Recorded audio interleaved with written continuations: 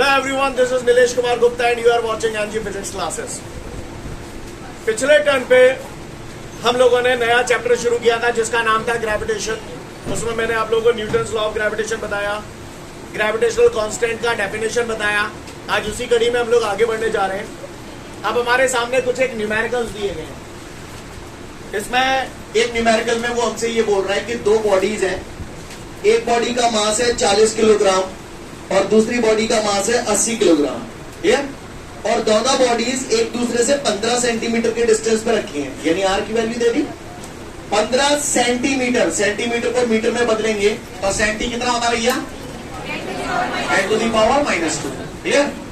अब वो कह रहा है इन दोनों बॉडीज को जो 15 सेंटीमीटर के डिस्टेंस पे रखे हैं उनके बीच में जो फोर्स लग रहा है ना वो 1 मिलीग्राम वेट लग रहा है. कितना? 1 मिलीग्राम. इस पूरे क्वेश्चन में कहीं कुछ नहीं है, सारी गुत्थम गुत्था जो भी है वो यहीं पर है. 1 मिलीग्राम वेट. क्लियर. आपको याद है आज से कुछ दिनों पहले मैंने आपको फोर्स के यूनिट्स पढ़ाए थे, लिखाए थे. पढ़ाई क्या थे? लिखाए थे, क्योंकि चैप्टर 5 तो हमारे सिलेबस में रहा नहीं. तो मैंने फोर्स के यूनिट बताए थे, एक एब्सोल्यूट यूनिट, एक ग्रेविटेशनल यूनिट. तो वहां पर ऐसा ही सिस्टम में दो यूनिट थे, किलोग्राम वेट और ग्राम वेट. याद है? 1 किलोग्राम वेट बराबर होता था 9.8 न्यूटन, अगर याद हो तो आपको. क्लियर. चलिए देखते हैं इसे कैसे करेंगे.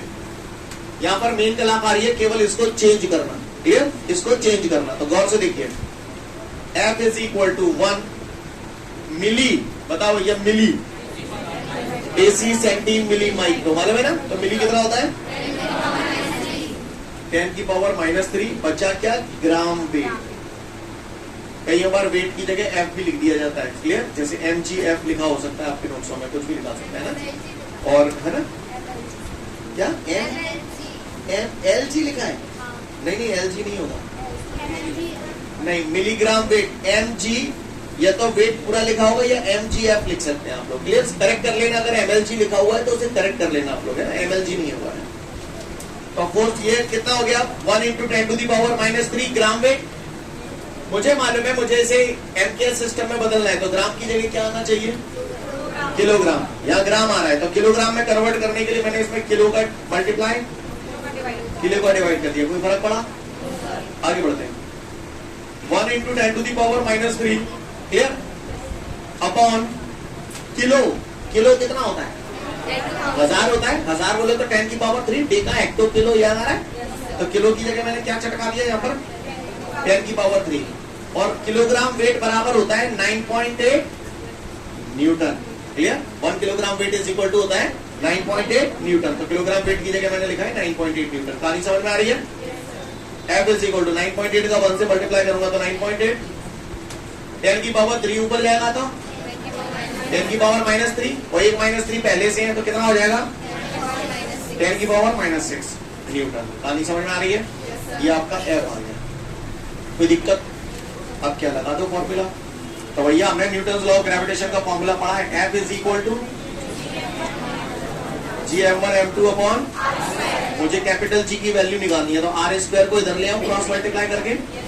तो FR² m1m2 नीचे आ जाएगा बराबर किसके हो गया? Capital G. तो कैपिटल G बराबर F की वैल्यू कितनी है? 9.8 × 10⁻⁻6. R कितना है? 15 × 10⁻⁻2. स्क्वायर है तो स्क्वायर कर दूं. बोलो या. अपॉन m1 कितना है? 40. m2 कितना है? 80. अब तो सॉल्व कर लेंगे हम लोग इसे. इस पूरी कथा को जब आप सॉल्व करेंगे तो आपका आंसर आएगा 7.03 × 10⁻⁻11 newton metre square upon kilogram. कहानी समझ में आ रही है? इस पूरे न्यूमेरिकल में कलाकारी केवल ये है, बस ये समझ में आना चाहिए. ओके. तो फटाफट इसे नोट डाउन कर लें फिर मैं आगे बढ़ूंगा.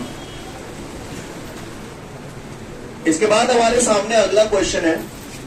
अगले क्वेश्चन में हमसे क्या बोल रहा है, ध्यान से सुनिएगा. पहले आप मुझे एक बात बताओगे? आपने देखा होगा जब भी आप जमीन पे खड़े हो, अर्थ के सरफेस पे खड़े हो, ठीक है, मान के चलो जी धरे हो आप.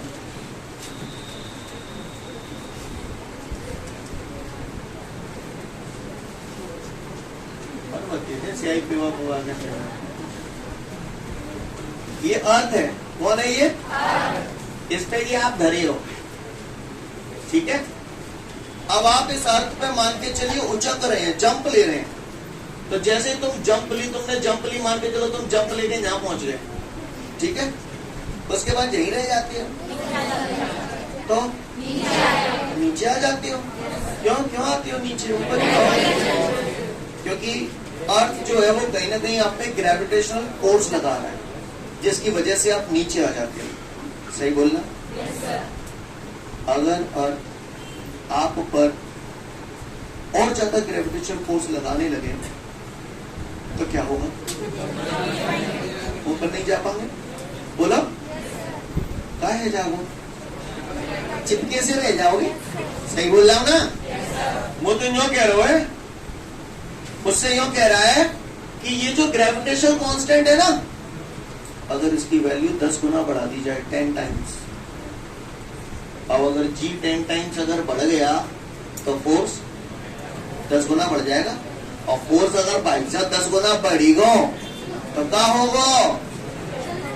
क्लियर? समझ गए ना? क्या रह जाओ, चिपके से रह जाओगे, जमीन पे उचक नहीं पाओगे। सही बोल रहा हूं? और अगर मान के चलो कैपिटल जी की वैल्यू 10 टाइम्स करने की बजाय 1/10 टाइम्स कर दो तो क्या होगा? पता चला रोड पे उठ के सीधी बिल्डिंग के 12वें माले पे पहुंच गए। सही बोल रहा हूं ना? आपको मेरी बात समझ में आ रही है कि नहीं आ रही है? पक्का? अगला क्वेश्चन पढ़ लो, फिर आगे की बात करूंगा। इसके बाद हमारे सामने अगला क्वेश्चन है, डिफाइन ग्रेविटी का। Define gravity. अब ये ग्रेविटी होती क्या है? लिसन, ग्रेविटी क्या है? काय पे उचक रहे तुम सवाल? अर्थ पे। अच्छा,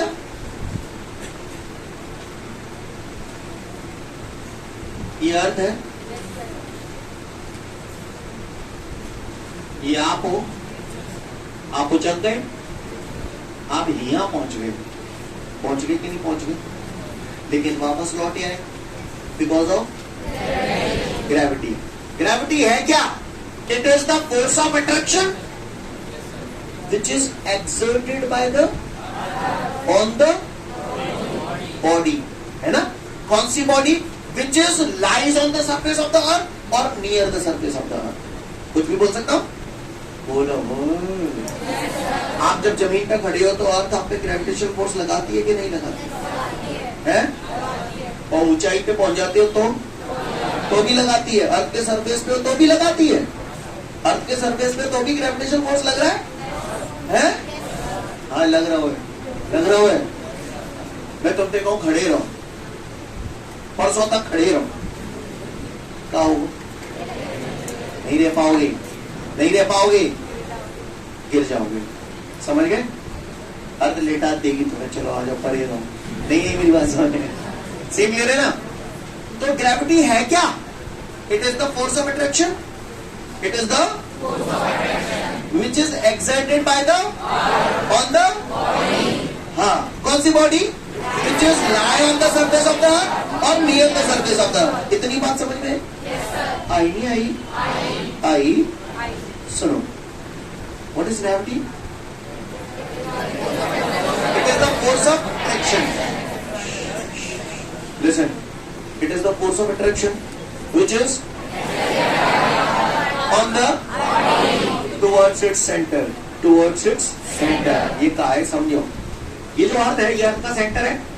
और अर्थ जो होती है वो किसी भी बॉडी को अपने सेंटर की तरफ खींचने की कोशिश करती है, लेकिन बीच में आ जाती है सरफेस, इसलिए हम यहीं डटे रह जाते हैं। नहीं, यही मेरी बात समझ में क्लियर है? ओके, बात समझ में आ रही है? अर्थ जो होती है, अर्थ के सरफेस पे जो भी बॉडीज रखी हुई होती है, वो उन्हें हमेशा कहां की तरफ खींचने की कोशिश करती है? सेंटर की तरफ खींचने की कोशिश करती है। सीन क्लियर है? तो किसी बच्चे ने अगर मुझसे पूछ लिया कि क्या है लाला, व्हाट इज ग्रेविटी, तो लाला क्या कहेंगे? It is the force of attraction which is exerted by the earth towards its center on the body। कौन सी body? which is lies or near the surface of the earth। Hope you understand.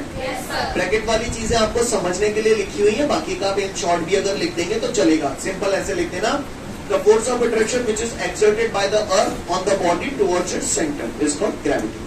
I hope you understand. Do you understand guys? You better understand. आगे बढ़ते हैं, ध्यान से सुनिएगा. ये बात तो समझ में आ गई. डेफिनेशन पढ़ लो पहले डेफिनेशन, फिर आगे की बात करूंगा. यहां तक बात समझ में आई सभी को कि ग्रेविटी होती क्या है? आपने बोला gravity is the force of attraction. It is the force of attraction which is exerted by the earth on the towards its. समझ में आती है? तो आपके हिसाब से ध्यान से सुनिएगा, ये फोर्स है और मैंने सुना है force is equal to mass into acceleration. Mass हो गया m, एक्सेलरेशन की जगह क्या आएगा? g, यानी mg. आज के बाद दिमाग में उतार लेना, कभी भी कोई भी चीज अगर ऐसे जा रही है तो ये नीचे क्यों जा रही है? Because of gravity. किसी भी ऑब्जेक्ट का जो वेट होता है, जो वजन होता है, that is always acting in the downward direction, क्योंकि अर्थ उस पर फोर्स लगा रही है ना. क्लियर? नहीं, यही बात समझ लो. तो किसी भी बॉडी का जो वेट होता है ना, उस वेट को हम लोग इस फॉर्मूले के अकॉर्डिंगली डिनोट करते हैं, एम जी. क्लियर? ध्यान रखना, अभी तक आप लोग दैनिक जीवन में जो शब्दों का हम लोग यूज करते हैं, कई बार कुछ एक शब्द ऐसे होते हैं जो हम लोग गलती यूज करते हैं और गलती समझने भी लगते हैं, उसको ट्रेंड में चल जाता है. जैसे मैं आपसे पूछूं चाय काय पे बनती है? गैस पे नहीं बनती, स्टोव पे बनती है. क्लियर? आप एक बार बताओ, चाय बनाने के लिए पतीला सिलेंडर के ऊपर रखते हो, गैस तो सिलेंडर में भरी है ना, पर हम लोग ट्रेंड में समझ गए ना, जो स्टोव होता है उसी को ही हम लोग गैस बोलने लगते हैं, लेकिन वास्तव में क्या वो गैस है? आपको मेरी भाषा समझ में आ रही है? तो गलत ट्रेंड चल रहा है. नहीं है मेरी बात समझ में? आप मेरी बात समझ रहे? अब आप आदत डाल लें. There is a difference between weight and mass. अभी तक तो आप लोग का वेट कितने है अपन बता देते, 50 किलो, 60 किलो, 500 किलो, 600 किलो, जो भी है ना. तो ये जो आप बताते हो ना, तो अभी तक आप लोग मास और वेट एक ही बात समझते हो, but there is a difference between weight and mass. Mass जो एक्चुअली में आप बता रहे हो ना कि मैं 40 किलो को हूं, मैं 50 किलो को हूं, ये मास है. ये मास है, ये वेट नहीं है. वेट होता है क्या है? वेट फोर्स ऑफ अट्रैक्शन होता है. किसी भी बॉडी का जो वेट है वो क्या है? आप एक बार बताओ, समझना मेरी बात को. वेट है क्या? वेट है फोर्स ऑफ अट्रैक्शन. ऐसे समझो जाओ बात है. जैसे मैं ये बैठा हूं, ये मेरी चांद पे मान के चलिए एक 50 ग्राम को बांट है तो भाई चांद है, और जो 50 ग्राम को बांट है, मैं कहूँ ऐसे छोड़ दूंगा, तो ऐसे कहते तो शायद तुम छुड़वा लो, तो तुम्हें इसका वेट कुछ ना कुछ महसूस होगा. लेकिन मैं अगर 12वें माले पे खड़ा हूँ और तुम नीचे खड़े हो, ऊपर 50 ग्राम को बांट छोड़ू, छुड़वा लोगे क्या? हाल तो तुमने छुड़वा लो तुम, और मालूम है मुझे 50 ग्राम को ना रहो जी, तो मैं ऊपर ले जाऊं. सही बोल रहा हूँ ना? बोलो भैया, समझ में आ रही है बात? तो अब जो मुझे महसूस हो रहा है वो बढ़ा हुआ महसूस हो रहा है ना, तो वो क्या है एग्जैक्टली? वो वेट है. नहीं है बात समझ में? सीन क्लियर है? वेट का फॉर्मूला अगर मैं आपसे कभी भी पूछूं क्या बोलोगे? mg. मजे. क्लियर? कोई भी चीज ऐसे गिर रही होगी क्या बोलोगे? मजे. mg. क्लियर है? नहीं है मेरी बात समझ में? आगे बढ़ जाऊं. इसके बाद मुझसे पूछ रहा है explain the difference between gravitational constant and acceleration due to gravity. Clear? तो इस क्वेश्चन को मैं 2 मिनट बाद करूंगा. इसके जस्ट बाद एक और क्वेश्चन है, define acceleration due to gravity. Define acceleration due to gravity. चले आए, एक बात पूछूं? पूछे ये तो मैं कहा हूं. एक बात बताओ, ये जमीन है, ये कुत्ता है. जब कुत्ता में लात देने बरबराए गए तो कुत्ते में एक्सेलरेटर पैदा हो जाएगा. Acceleration is produced by the कुत्ता because of force which is applied by me. Yes और नो? तो एक्सेलरेशन प्रोड्यूस होने के लिए जिम्मेदार कौन था? किसने लगाया? यानी कुल मिला के कुत्ते में एक्सेलरेशन प्रोड्यूस करने के लिए जिम्मेदार मैं था. है? सही बोल रहा? आप बताओ. तुमको कैसे पता चला कि कुत्ते के अंदर एक्सेलरेशन प्रोड्यूस हो रहा है? क्योंकि वो भाग रहा है, उसकी स्पीड बढ़ रही है. किसी भी चीज की अगर स्पीड बढ़ रही है तो इसका मतलब एक्सेलरेटर दे दिया, एक्सेलरेशन प्रोड्यूस हो गया. सही बोल रहा हूँ ना? तो जो गलत कह देंगे ना, नहीं कह रही है तो बताओ. मैंने तो सुनो आप ध्यान से सुनिएगा, ध्यान से सुनिएगा। ये अर्थ है, ये ऑब्जेक्ट है, मैंने हाथ में पकड़ रखा तो मैंने छोड़ा ना, मैंने छोड़ा ना, मैंने ये ऑब्जेक्ट पकड़ ला। अब मैं सपोज करिए यहां से इसे ड्रॉप कर दूं, छोड़ दूं, तो क्या होगा? नीचे आ जाएगा। इसकी स्पीड वही रहेगी, कम होगी, बढ़ेगी, स्पीड बढ़ गई, यानी क्या पैदा हो गया? किसके अंदर प्रोड्यूस हुआ? बॉडी है, freely falling body.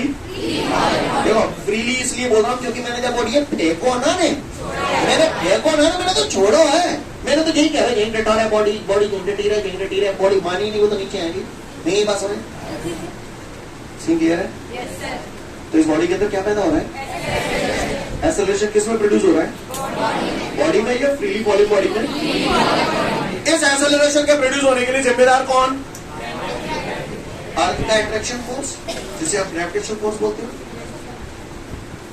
The acceleration produced in a freely falling body due to the attraction force of the earth is called acceleration due to gravity. नहीं यही बात समझ, क्या बोला मैंने? The acceleration produced in a freely falling body. अब acceleration किसकी वजह से प्रोड्यूस हो रहा है? Due to the attraction force of the earth is called acceleration due to gravity. और acceleration due to gravity is denoted by the letter G, और इसकी जो वैल्यू होती है 9.8 मीटर पर सेकेंड स्क्वायर। सीन क्लियर है? ये अपन स्टार्टिंग में पढ़ चुके। यस और नो? बोलो भैया, मेरी बात समझ में आ रही है सभी को? और सुनो लल्ला, स्मॉल जी की वैल्यू 9.8 मीटर पर सेकेंड स्क्वायर होती है। और मैंने आपको उस टाइम बताया था, लिमिटेशंस ऑफ प्रोजेक्टाइल मोशन बताए थे, तो मैंने बताया था स्मॉल जी की वैल्यू जो होती है, अर्थ के सरफेस से आप हाइट में जाओगे तो चेंज हो जाती है, अर्थ के सरफेस से डेप्थ में जाओगे तो चेंज हो जाती है। ये सब मैंने बताया था। यानी ये जी की वैल्यू चेंज होती रहती है। जी को बोलते क्या हुआ? Acceleration due to gravity, because this is an acceleration. और ये बात मैंने बचपन में पढ़ी थी, acceleration is a vector quantity. तो ये भी एक्सेलरेशन ही है, एक्सेलरेशन ड्यू टू ग्रेविटी, तो this is also an vector quantity. कहानी समझ में आ रही है? किसी ने पूछा एक्सेलरेशन ड्यू टू ग्रेविटी कैसी क्वांटिटी है? इसका वैल्यू कितना होता है? 9.8 मीटर पर सेकेंड स्क्वायर। सी क्लियर है? कोई परेशानी हुए तो बताए। क्लियर? डेफिनेशन क्या है? The acceleration produced in a freely falling body due to the attraction force of the earth is called acceleration due to gravity, denoted by the letter. अलग अलग जगहों पे इसकी वैल्यू चेंज हो जाती है। जो भाषा बोल रहा हूँ समझ में आ रही है? तो सबसे पहले तो एक्सेलरेशन ड्यू टू ग्रेविटी का डेफिनेशन पढ़ लो, फिर मैं आगे बढ़ूंगा। तो बताओ मेरे छोटे छोटे क्वेश्चन, ग्रेविटेशनल कांस्टेंट को कौन से लेटर से डिनोट करते हैं? Capital G. वेरी गुड, सही बोला आपने। एक्सेलरेशन ड्यू टू ग्रेविटी को कौन से लेटर से डिनोट करते हैं? अच्छा जी, हाउ? इसकी वैल्यू कितनी होती कभी नो? सिर्री बता दे वो। जाकी